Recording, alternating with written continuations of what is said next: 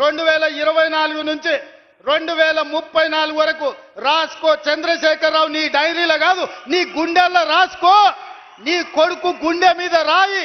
2034 వరకు ఈ సోదరుడు పాలమూరు బిడ్డ తెలంగాణకు ముఖ్యమంత్రిగా ఉంటాడు. పాలమూరు నుంచే ప్రజా ప్రభుత్వాన్ని నడుపుతాం. ఇది నా మాట. నువ్వు నీ గుండెల్లో రాసుకో చంద్రశేఖరరావు.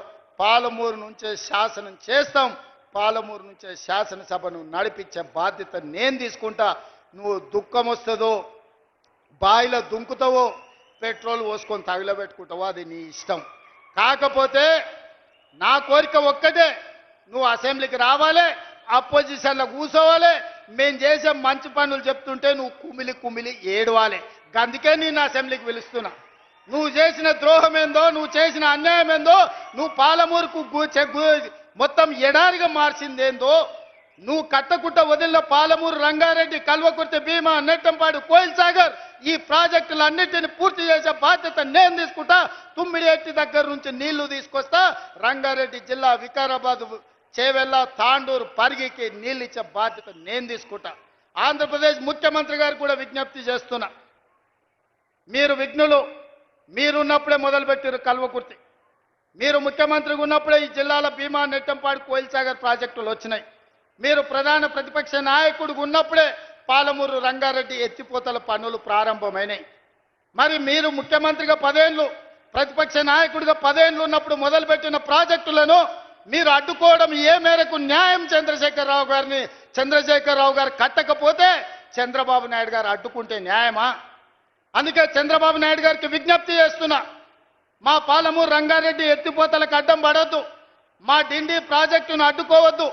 మా కల్వకుర్తి, మా భీమా, మా నెట్టంపాడు, మా కోయిల్ సాగర్ మీరు అడ్డుకోవద్దు. ఒకనాడు పాలమూరు జిల్లాను మీరు దత్తత తీసుకున్నా అని చెప్పారు. మీరు బాధ్యతగా ఉండండి, మమ్మల్ని బ్రతకనియండి, మా ప్రాజెక్టులు పూర్తి చేసుకోనివ్వండి.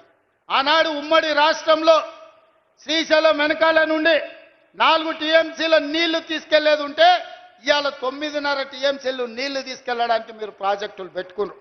అందుకే చంద్రబాబు నాయుడు గారికి విజ్ఞప్తి చేస్తున్నా.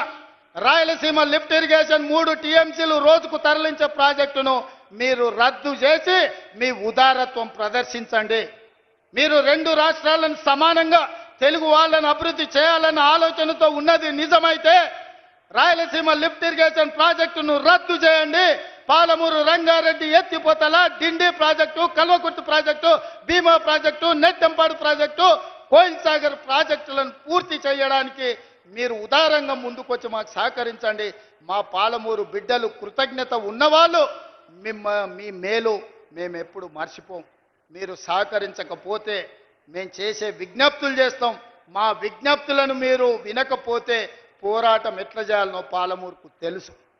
పాలమూరుకి పౌరుషం ఉంది, పోరాటం చేసి సాధించుకునే శక్తి ఉంది. దానికి నాయకత్వం వహించే బాధ్యత నేను తీసుకుంటా. సోదరులారా, ఏది ఏమైనా అక్కడి సూర్యుడు ఇక్కడ మొలిచిన చంద్రశేఖరరావు గారు ఏడ్చినా, దుఃఖపడ్డా, ఒకవేళ ఆయన పిల్లలు పెట్రోల్ పోసుకొని ఆత్మహత్య చేసుకున్నా పాలమూరుని అభివృద్ధి చేసే బాధ్యత నాది. ప్రాజెక్టులు పూర్తి చేసే బాధ్యత నాది.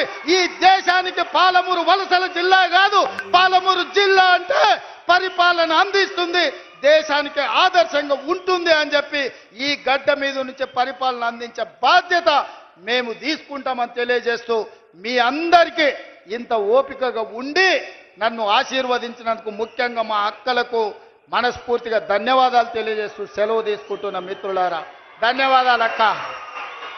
గౌరవనీయ